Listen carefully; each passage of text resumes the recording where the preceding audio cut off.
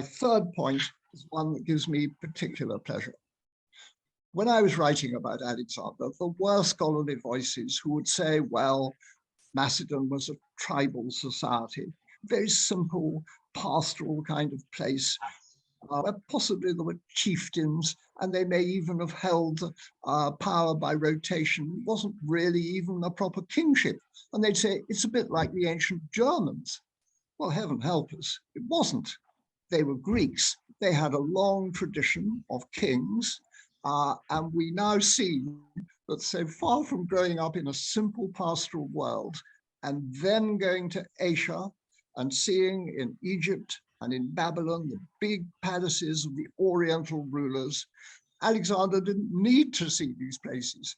He was brought up from the mid-340s onwards in a palace every as big as anything that could be seen in, say, Babylon or Susa. He had the prototype there. He was living it all day. It had been made by his father, who wasn't some tribal chieftain. He was a real Greek king, as the finds in the museum show so clearly, of a proper monarchy that had been innovative, outward-looking, and frequently very successful and at the forefront of fashion.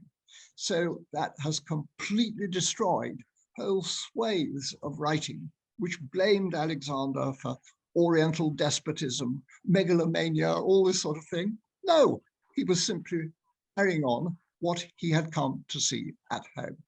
Well, I could go on, but I think what I have to say is what everybody